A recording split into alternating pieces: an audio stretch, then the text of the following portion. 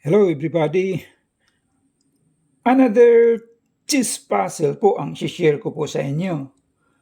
Ang block nito na king, nandito po, mayroon siyang dalawang pawn. Isa, dalawa. Ang direksyon nito ay papunta rito po for promosyon na itong pawn na ito. Pag ganyan ang direksyon.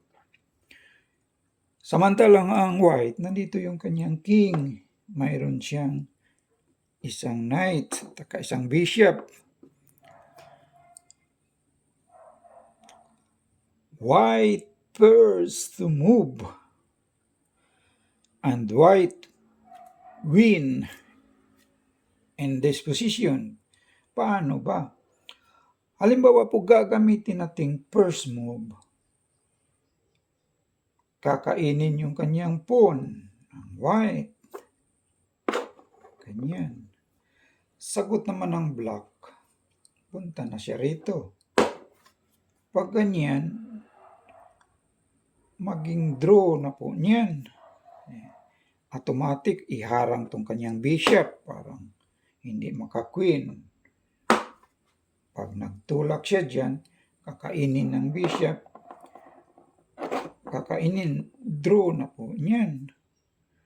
So, ibalik natin sa dati. Ganyan po ang posisyon niyan. Ang direksyon ng black papunta rito. Yan. Sinong nag-akalang manalo pa itong white? Halimbawa lang ang tira ng white. Mag-check siya dito. Mag-move na itong kanyang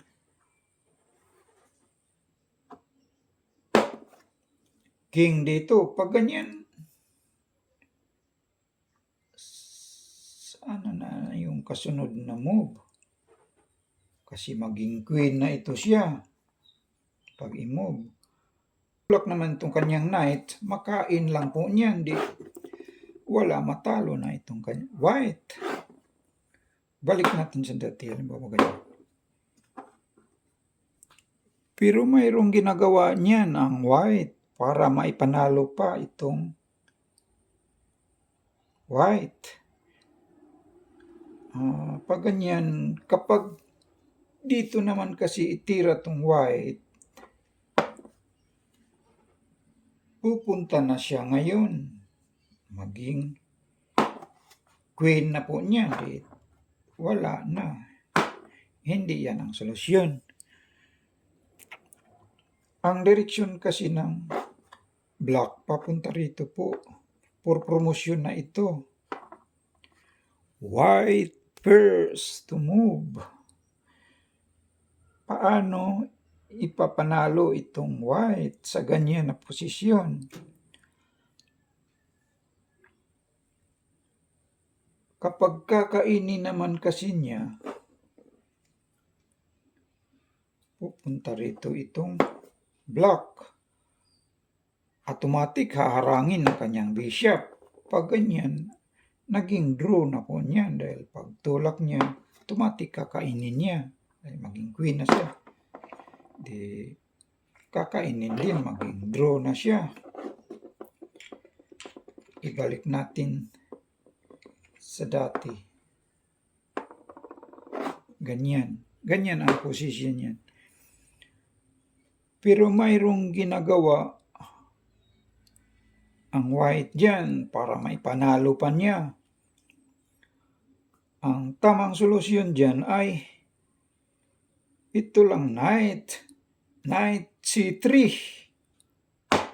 That is the right move. Kapag i-move naman kasi itong kanyang pawn dito, pag gusto nang mag-queen dito. Ang sagot naman ng white, bishop c4 siya. Ganyan. So, ngayon, naging queen na siya, itong black. Queen. Mag-check ngayon itong kanyang bishop. Check. So, automatic, i-cover itong queen. Makain na niyan. Check. Pupunta siya rito. Ma-check na itong kanyang block. Check. Pupunta siya rito. Pupunta itong knight. Di panalo na ang white niyan. Kapag punta nito, kakainin ng kanyang bishop. Panalo ang white. Ibalik natin sa dati. Ganyan. Balik natin sa dati. Halimbawa po, pagtira ng kanyang knights dito, hindi siya mag-forward. Punta siya rito. King. Ang tira naman ng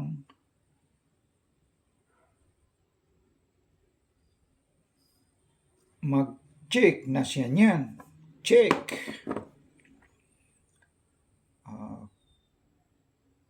Kapag pupunta naman siya dito, makain na itong kanyang pawn. Pag ganyan, wala na. Matalo na niyan ang black. Punta siya rito, kakainin. Di wala. Talo pa rin ang black. So,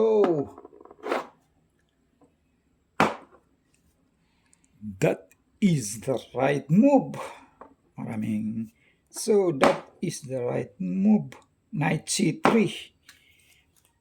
Please, subscribe and share na lang po sa mga hindi pa nakapag-subscribe po. Pakisubscribe na lang po. Thank you po.